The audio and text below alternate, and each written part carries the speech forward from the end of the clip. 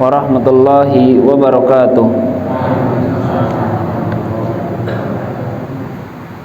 Innal hamdalillah nahmaduhu wa nasta'inuhu wa nastaghfiruh wa na'udzu billahi min syururi anfusina wa sayyiati a'malina. May yahdihillahu fala mudilla lahu wa may yudlil fala hadiyalah. Wa asyhadu an la ilaha illallah wahdahu la syarika lah wa asyhadu anna Muhammadan abduhu wa rasuluh. Ya ayyuhalladzina amanu taqullaha haqqa tuqatih wa la tamutunna illa wa antum muslimun. Amma ba'd. Fa inna asdaqal hadits kitabullah wa khairal hadi Muhammadin sallallahu alaihi wasallam. Wa syarrul umuri muhdatsatuha wa kullu muhdatsatin bid'ah wa kullu bid'atin dhalalah wa kullu dhalalatin finnar. Pertama-tama mari kita panjatkan puji syukur kehadirat Allah Subhanahu wa taala yang telah melimpahkan kita kesehatan sehingga di sore malam yang cerah ini kita masih diberi kesehatan oleh Allah Subhanahu wa taala, dan semoga apa yang kita usahakan, langkah kita yang kita ayunkan menuju masjid ini dinilai ibadah oleh Allah Subhanahu wa taala. Amin malam ini. Salawat dan salam marilah kita curahkan pada Nabi besar Muhammad sallallahu alaihi wasallam, pada keluarganya, sahabatnya serta pengikutnya sampai akhir zaman. Hampir setiap orang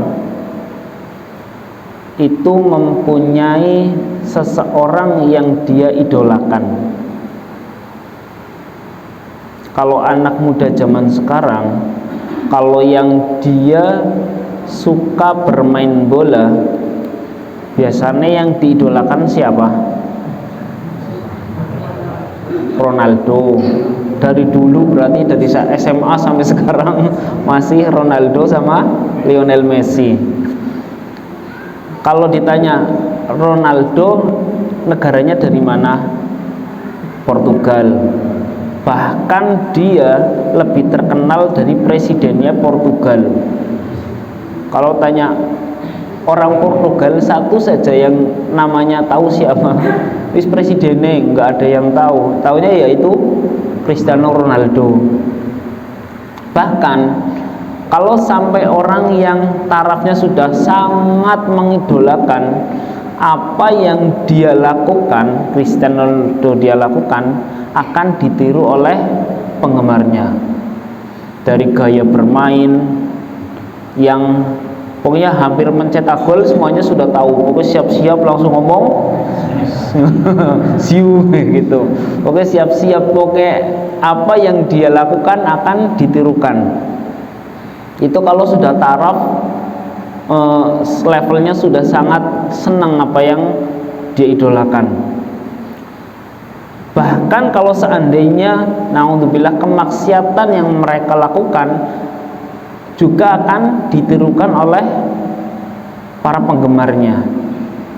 Makanya jangan sampai salah kita mengidolakan orang lain. Bahkan kalau seandainya anak cucu kita mengidolakan, harus kita arahkan. Kalau kita arahkan, ini loh yang harus diidolakan, yang ini.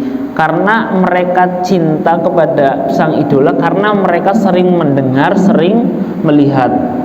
Kalau kita nggak pernah menceritakan bagaimana kisah para sahabat, ya mereka nggak akan mencintai para sahabat. Kalau kita nggak mengenalkan para ulama-ulama kita, ya mereka nggak akan cinta kepada para ulama kita.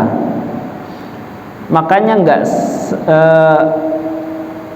heran kalau para sahabat generasi muda mereka mengidolakan sahabat generasi tua, sehingga anak-anak mereka dinamai dengan generasi para sahabat yang tua. Anaknya dinamakan Umar, anaknya dinamakan Abu Bakar, sampai nanti para generasi setelahnya, para ulama junior mereka mengidolakan para ulama senior.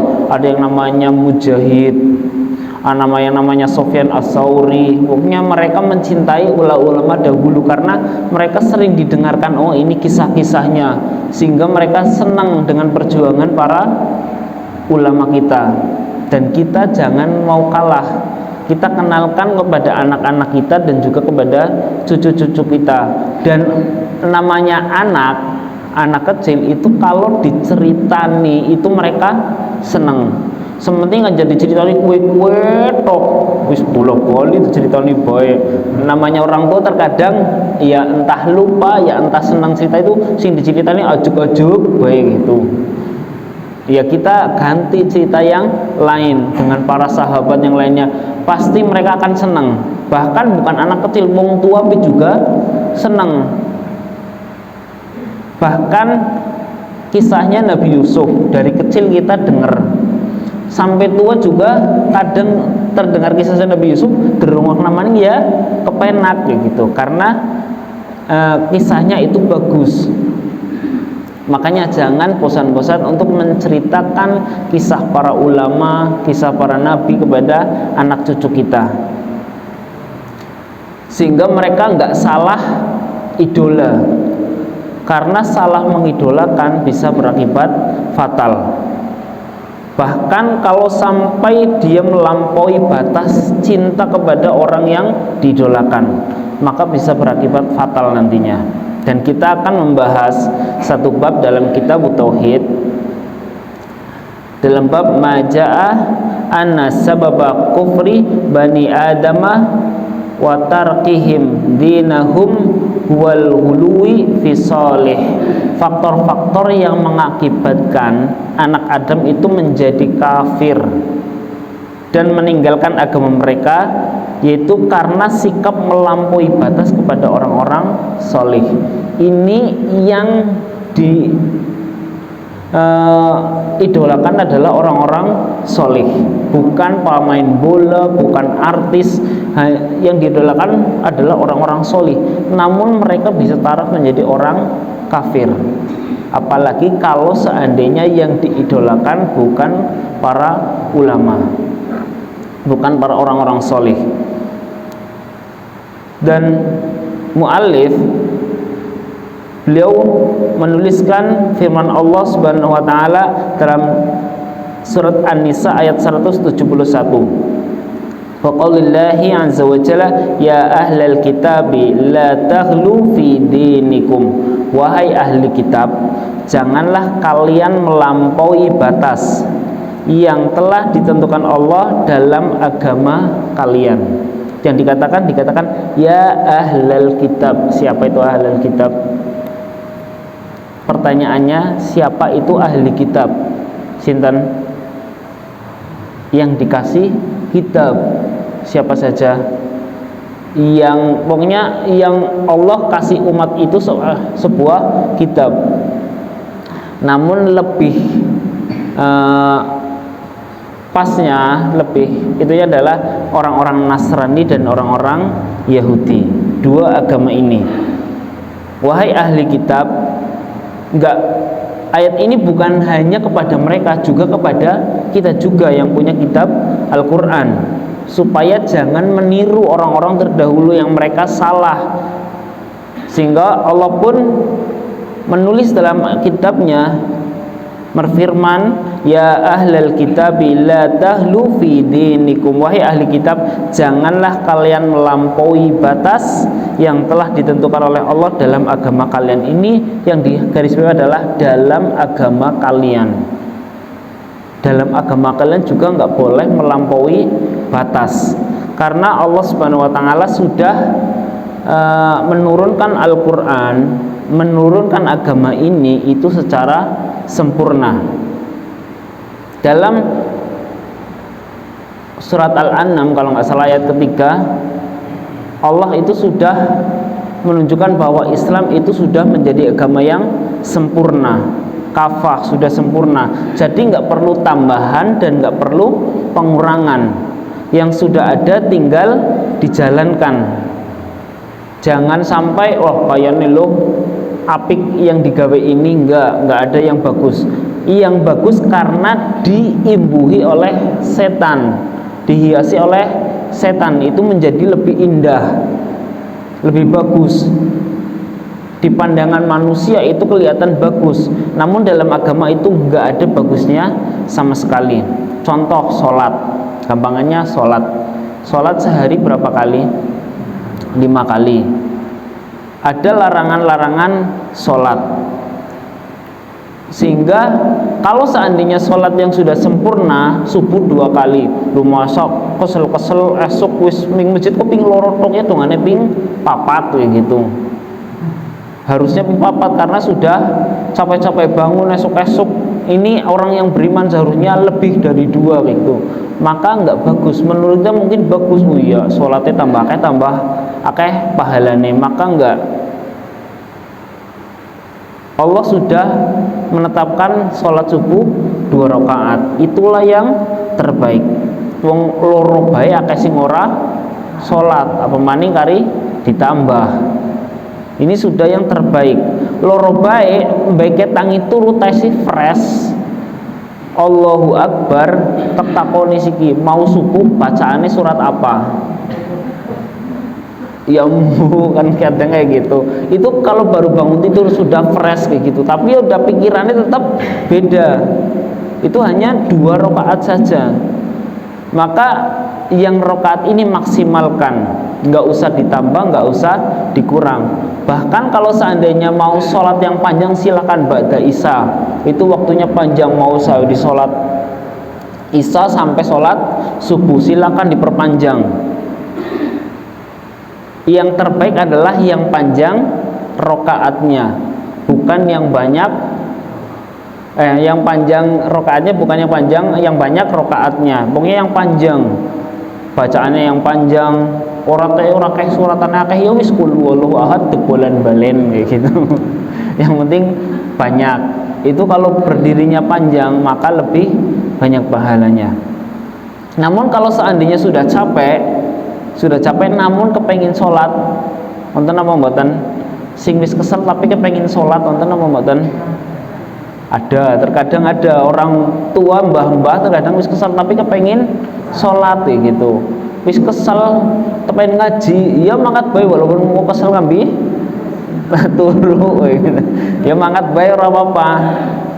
Terkadang ada yang sudah capek tapi kepengin sholat. Ya udah kalau nggak bisa berdiri maka dengan duduk. Kalau sholat sunnah silahkan sambil duduk boleh. Segini sila. Kalau seandainya sudah kesel, ya wis karo senderan. Kalau wis ora tayang senderan, turu itu lebih sulit. Pokoknya kalau bisa sambil duduk. Pernah Rasulullah SAW lagi sakit sampai beliau kepengen sholat berjamaah, sehingga sama Ali pun dipapah, sama satunya saya lupa, dipapah sampai kakinya pun nggak bisa jalan, cuma geleser kayak gitu, sehingga beliau duduk lalu dikasih tongkat dan beliau bersender karena capek, lemes badannya, sehingga beliau pun sholat dan diimami oleh Abu Bakar. Pernah juga Rasulullah SAW saat di tengah-tengah sholat beliau duduk, para sahabat di belakang berdiri, sehingga Rasulullah SAW dengan melambaikan tangannya mengisyaratkan supaya pada duduk, karena nggak boleh seorang imam berdiri sedangkan para jamaah duduk, atau seimam sedang duduk para jamaah berdiri, nggak boleh. Kalau imamnya sholat Allahu Akbar dari awal duduk, maka semuanya juga ikut duduk. Kalau di tengah-tengah wis kesel lah imamnya jagong baik kayak gitu, maka jadi subhanallah kebanyakan kayak gitu, karena nggak tahu ternyata capek boleh duduk, maka harus yang duduk ini imamnya harus ngabari yang di belakang supaya duduk juga. Saya juga pernah kayak gitu, karena saat itu salah posisi.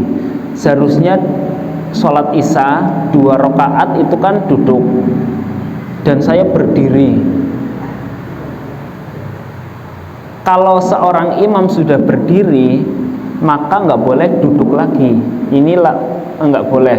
Maka nanti sholat hukumnya batal. Kalau sudah kebanjur berdiri Allahu Akbar, maka harus lanjutkan, nggak boleh duduk.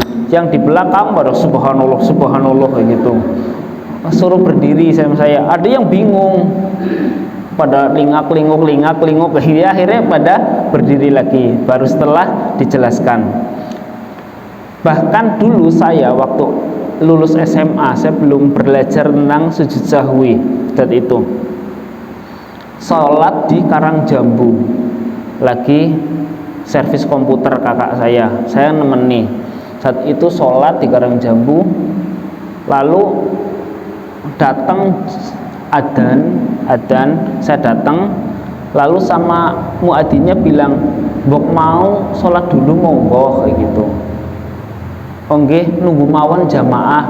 Lalu bilang yang adzan, "Dangu Mas teng mriki nunggu apa jenenge pada kondur saking niku kebon iki sabit ya."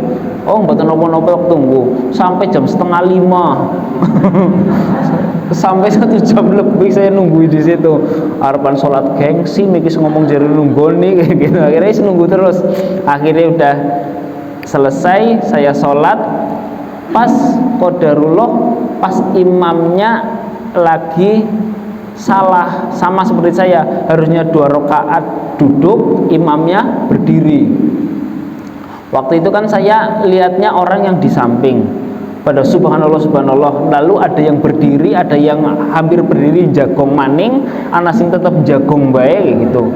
Saya lihat yang di samping saya katoknya cingklang, berarti kayaknya paham agama kayak dulu. Kalau dulu berarti enggak setiap orang yang celananya cingklang itu paham agama, enggak. Saya seperti itu, pokoknya katoknya cingklang berarti paham agama. Orangnya duduk terus, jadi saya ikut duduk. Dan saya nggak tahu saat itu, akhirnya imamnya ruku, saya bingung, imamnya ruku nyong apa sih jagung bayi ya kayak gitu. Akhirnya bingung dewek kayak gitu. Akhirnya manggung lah melu ngadeg kayak gitu. Akhirnya melu ruku dan lain sebagainya, tuh sholat salam. Namun imamnya nggak ngemutna, harusnya kayak gini. Akhirnya sholat salam langsung pulang saja. Saya nggak tahu hukumnya. Tahu hukumnya setelah selanjutnya. Maka ilmu sangat penting. Kita kembali. Berarti kan kita pernah bahas ya tentang sujud sahwi kan. Dulu pernah waktu puasa, kalau nggak salah Ramadan kita pernah. Jadi nggak akan dibahas lagi. Kita kembali sampai mana tadi? Sholat. Kalau seandainya capek boleh duduk. Namun kalau sudah capek nggak boleh dipaksakan sambil berdiri, karena pernah para sahabat nggak boleh berlebih-lebihan. Rasulullah mengatakan nggak boleh berlebihan dalam beragama. Saat itu di Masjid Nabawi ada tali yang gemantung. Pagi-pagi Rasulullah, "Ini tali apa?" Lalu para sahabat mengatakan, "Ini punya si fulan. Kalau dia sudah capek, maka dia sambil gelantungan sholatnya, gemandulan sholatnya gitu, karena capek dan dia kepengin berdiri." Maka Rasulullah SAW mengatakan nggak boleh. Kalau seandainya sholat sudah capek, maka nggak usah sholat, atau sholatnya sambil duduk silahkan. Nggak boleh sambil bergelantungan. Ini sholat saja nggak boleh berlebih-lebihan, apalagi masalah yang lain. Dan ini dikatakan, "Wahai ahli kitab, janganlah kalian melampaui batas yang telah ditentukan oleh Allah dalam agama kalian. Begitu juga dengan bersikap melampaui batas kepada orang-orang soleh."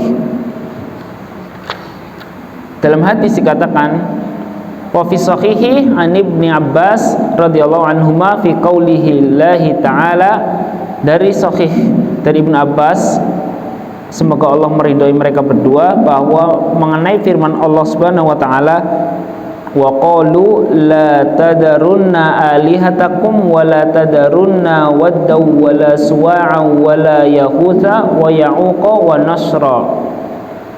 Dan mereka kaum Nabi Nuh berkata, janganlah sekali-kali kalian meninggalkan penyembahan kepada sesembahan kalian, terutama dikatakan janganlah sekali-kali meninggalkan penyembahan kepada Wad, Suwa, Yahuz, Ya'qub, dan Nasr. Kelima orang ini, janganlah kalian pernah meninggalkan sesembahan ini, kelima manusia ini yang dianggap menjadi Tuhan. Ini ucapannya kaum Nabi Nuh. Dan dalam tafsirnya Ibnu Abbas mengatakan ini adalah nama-nama orang-orang solih dari kaum Nabi Nuh.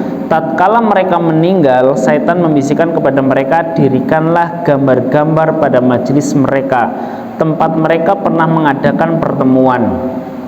Gambar di sini maksudnya patung, bukan gambar. Ya, gambar manusia bisa dikatakan ataupun patung yang lebih, para ulama mengatakan yang lebih pas adalah patung.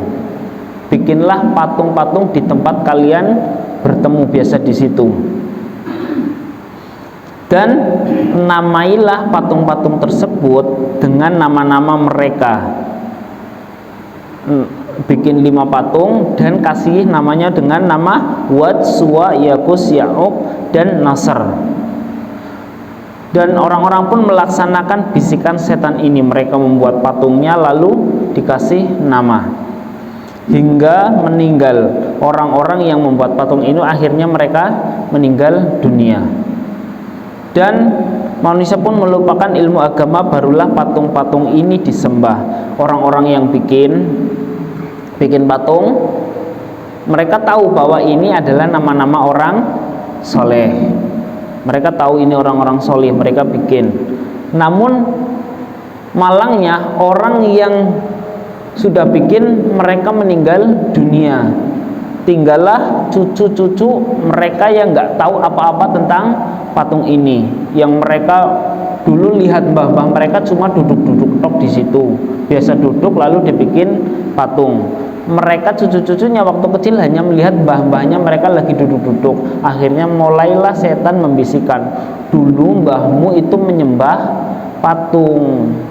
Sehingga akhirnya cucu-cucu mereka akhirnya mereka menyembah patung karena ketidaktahuan.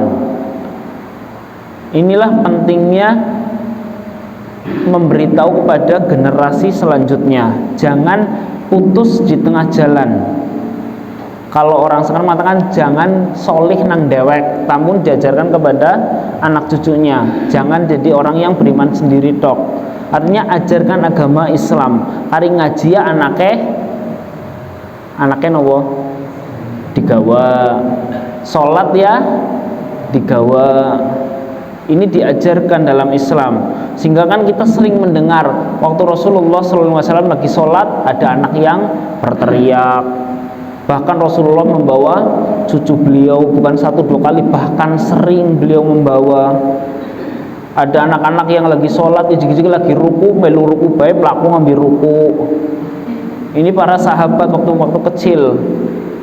Ya karena mereka melihat ayah-ayah mereka, mbah mereka pada sholat, mereka juga menirukan kebiasaan yang baik. Enggak cuma mbah nyongtok sing sholat akhirnya pada enggak mau sholat lagi.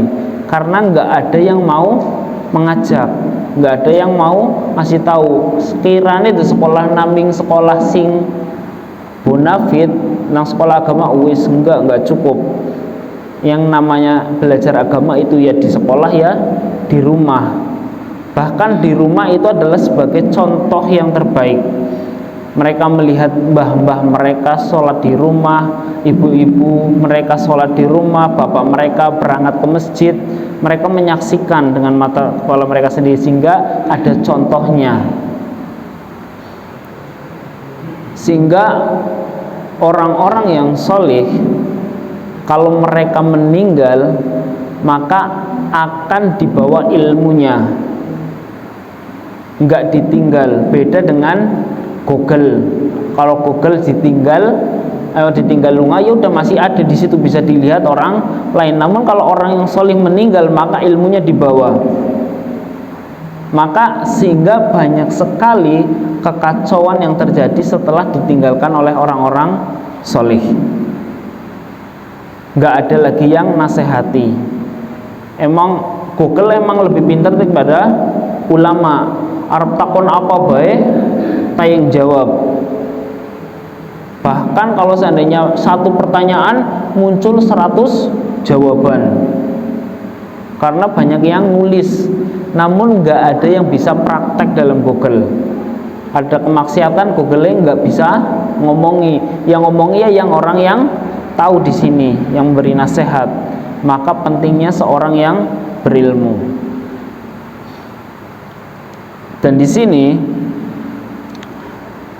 Ibnul Qayyim mengatakan, wa qala Ibnul Qayyim qala khairu wahidin minas salaf lama matu ngaqafu ala kuburihim summa sawwaru tamasilahum summa tala alaihimul amadu fa'abaduhum. Ibnu Qayyim berkata, banyak kalangan salaf yang mereka berkata setelah mereka meninggal, orang-orang soleh ini meninggal, orang-orang pun sering mendatangi kuburan mereka. Yang 5 ini meninggal, lalu orang-orang sering datang ke kuburan mereka. Orang-orang pun setelah mereka beriktikaf di sana, beriktikaf nopo? Duduk di situ dengan tenang khusyuk. Lalu mendirikan gambar-gambar mereka, bikin patung. Kemudian setelah masa demi masa berlalu, akhirnya mereka pun disembah. Teng mriki wonten apa mboten? Di Indonesia banyak. Bahkan mereka mati-matian untuk membela kuburannya. Nauzubillah min dzalik. Dijadikan seperti kuburan itu seperti dituhankan. Mereka minta kepada kuburan, seakan-akan kuburan ini yang menjadikan berkah di kampung itu, menjadi berkah. Pernah ada ulama NTB, kalau kepengen lihat Ustadz Mizan, beliau dari NTB, pernah ngomong tentang kuburannya yang diagungkan. Ngomong kuburan diagungkan, besoknya pesantrennya diserbu oleh penunggu kuburannya. Kuburan itu wong matine, namun yang di situ kerja di situ.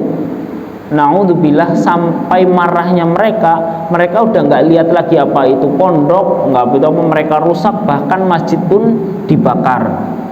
Ini hanya karena mereka mengagungkan kuburan, sehingga tempat beribadah kepada Allah Subhanahu wa taala mereka hancurkan.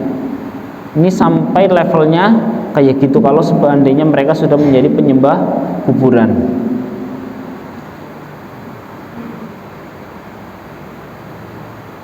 Kalau kita bahas, maka nggak boleh seorang itu hukumnya haram kalau seandainya mereka memahat patung yang berbentuk manusia atau berbentuk hewan. Maka di sini diharamkan karena bisa jadi akan disembah pada suatu hari nanti. Maka Islam mengkat, artinya langsung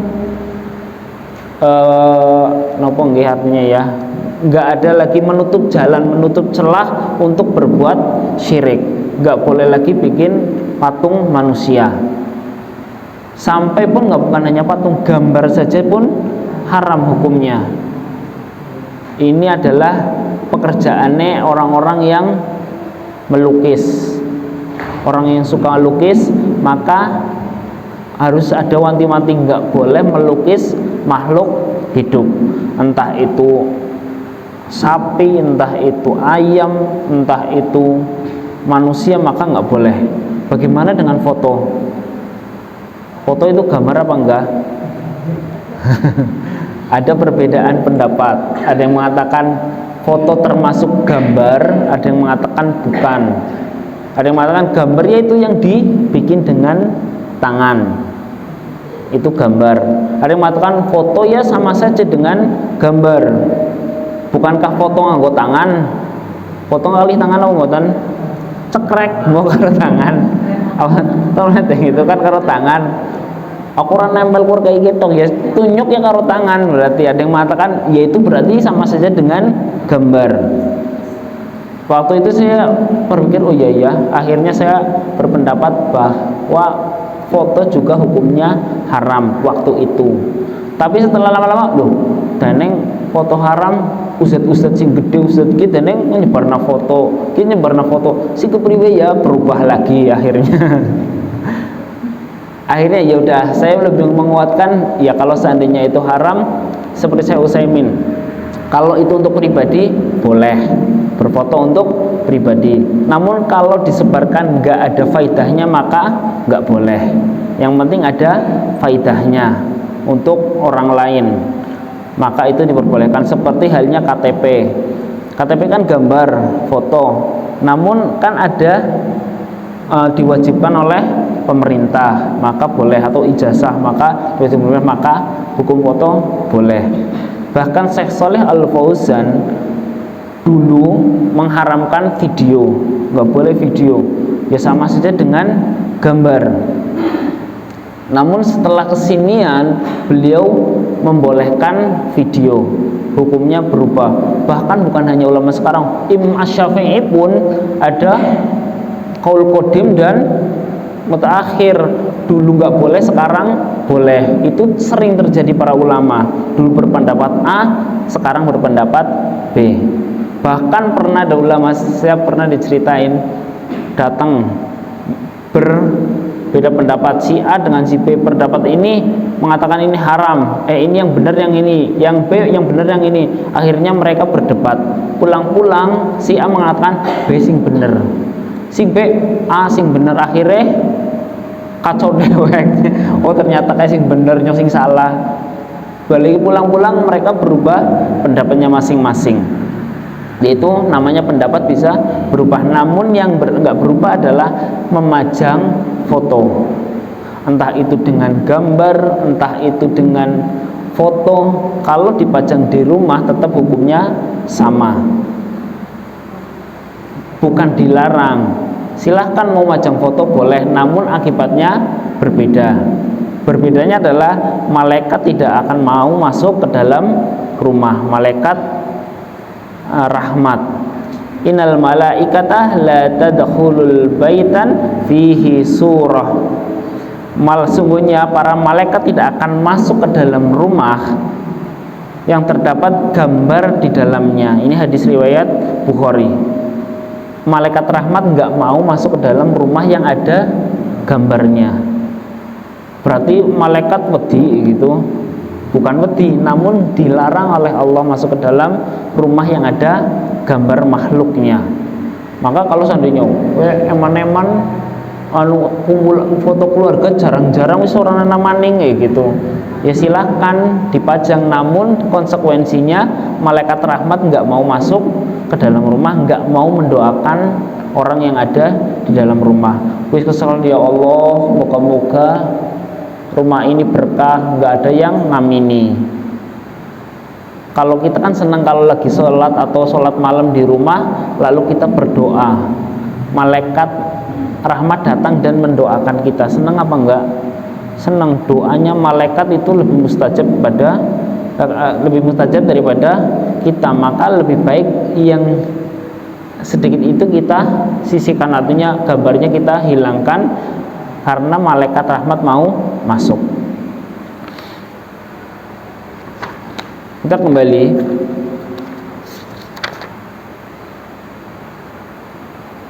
faidah dari asar, masih lama, bahwa sikap hulu berlebih-lebihan terhadap orang soleh merupakan sebab peribadatan kepada mereka dari selain Allah dan peninggalan agama secara keseluruhan. Yang kedua, peringatan dari membuat gambar dan menggantungkan gambar berlebih-lebih gambar orang yang diagungkan, maka nggak boleh. Dan peringatan dari tipu daya setan dan penawarannya yang batil dalam bentuk kebenaran. tadi di WA sama Ustadz Wahyu judulnya apa kayak gitu. Akhirnya saya judul adalah nopo nggih? Judulnya nopo? Nopo?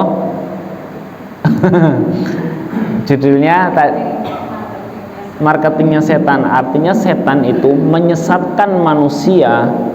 Itu mereka ibarat marketingnya, jualannya. Setan nggak langsung kepengen jualannya payung, nggak, namun menunggu lama sampai cucu-cucu mereka baru bisa mereka sesatkan. Ini marketingnya setan untuk menyesatkan manusia. Nggak harus langsung payu siki, namun ngemben ya ora apa-apa, intinya bisa menyesatkan umat manusia.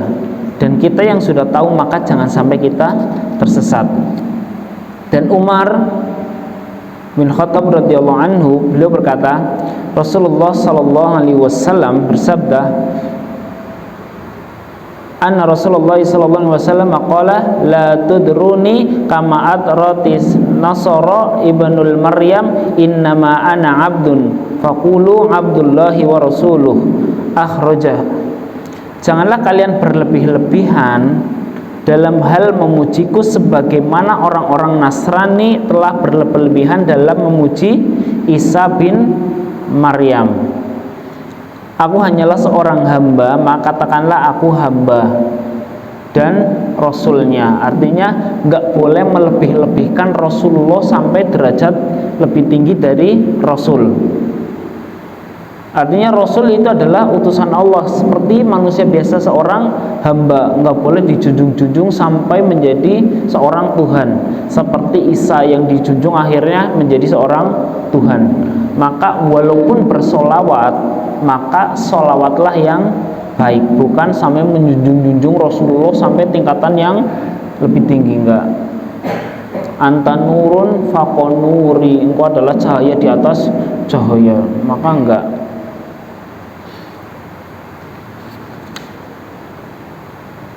Dan Rasulullah SAW juga bersabda, iyyakum wal hulu fa inna ma ahlaka man kana qablakum al hulu. Jangan, jauhilah oleh kalian bersikap hulu atau berlebih-lebihan, karena sesungguhnya sikap hulu itulah yang telah menghancurkan umat-umat sebelumnya.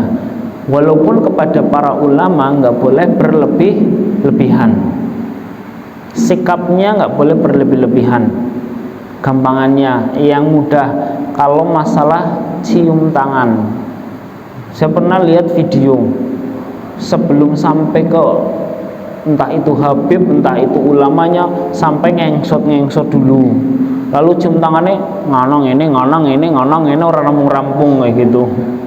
Enggak, itu namanya berlebih-lebihan, enggak boleh. Bahkan ada yang mengatakan, ada yang berpendapat bahkan mencium tangan pun enggak diperbolehkan. Mencium tangan ada yang berpendapat enggak diperbolehkan, ada hadisnya. Namun ada yang mengatakan diperbolehkan kalau itu enggak sampai berlebih-lebihan. Enggak sampai berlebih-lebihan. Yang enggak boleh kan berlebihan. Contoh Mu'ad pernah dikirim oleh Rasulullah SAW ke Syam. Saat di Syam beliau melihat orang-orang itu kalau melihat imamnya, paus-pausnya, melihat jenderal-jenderalnya, mereka sujud mencium kakinya.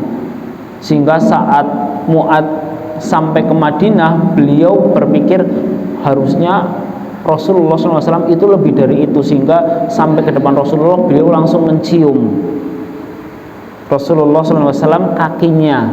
Sehingga Rasulullah mengatakan, apa yang kau lakukan? Sehingga Mu'ad mengatakan, wahai Rasulullah, saat saya di Syam, saya melihat orang-orang itu mencium paus-pausnya, para imam-imamnya mereka dan para jenderal-jenderalnya mereka. Saya berpikir engkau itu lebih mulia dari mereka, sehingga saya mencium. Maka Rasulullah mengingari enggak boleh, bersujud hanya kepada Allah. Maka kalau seandainya kita sudah tahu, maka kalau seandainya itu berlebih-lebihan, maka enggak diperbolehkan. Apa yang dikatakan para ulama enggak mesti harus sami'na wa ata'na. Walaupun kita menghormati mereka, kita menghormati mereka. Bahkan penghormatan mereka, contoh Imam Ahmad bin Hambal, beliau mengatakan orang yang saya doakan terus menerus adalah Imam Asy-Syafi'i. Imam Asy-Syafi'i siapanya Imam Ahmad? Gurunya Imam Ahmad. Beliau nggak pernah putus dalam satu hari mendoakan Imam Asy-Syafi'i. Namun yang beliau hormati tetap ada perbedaan pendapat. Imam Asy-Syafi'i mengatakan dalam kunut subuh itu sunnah. Imam Ahmad mengatakan bid'ah, nggak boleh. Mereka tetap menghormati satu sama lain, namun nggak boleh berlebih-lebihan.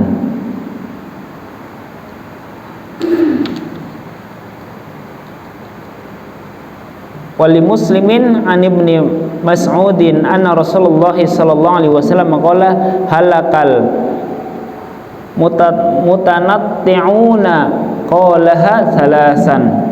Bahkan Rasulullah sallallahu alaihi wasallam mengatakan binasalah al-mutanatti'un, orang yang berlebih-lebihan. Beliau mengulangi 3 kali, binasalah untuk orang yang berlebih-lebihan, binasalah untuk orang yang berlebih-lebihan. Maka enggak boleh berlebih-lebihan dalam masalah agama. Ada yang namanya toleransi, ya betul. Namun yang enggak boleh berlebih-lebihan adalah kalau toleransi ini kita ikut agama lain. Kalau kita toleransi kepada orang Nasrani, kepada orang Buddha, orang Hindu, maka biarkanlah mereka beribadah dengan ibadah masing-masing. Namun nggak usah mengikuti ibadah mereka, nggak usah ngumbyung nangono kalau bahasa kita. Mereka sholat, mereka ibadahnya di gereja, maka nggak usah kita ikut ke gereja dengan tujuan wis tak jagani, nggak perlu. Biarkanlah mereka beribadah dengan ibadahnya masing-masing, itu sudah toleransi. Namanya toleransi udah kita nginum teh, saya nginum kopi rasa dicampur, minum dewek-dewek. Ini yang namanya toleransi, gak boleh berlebihan. Mungkin ini saja, sekian dari saya. Bila banyak kesalahan saya minta maaf sebesar-besarnya. Saya akhiri dengan doa majelis. Subhanakallahumma bihamdika asyhadu an la ilaha illa anta astaghfiruka wa atubu ilaik. Assalamualaikum warahmatullahi wabarakatuh.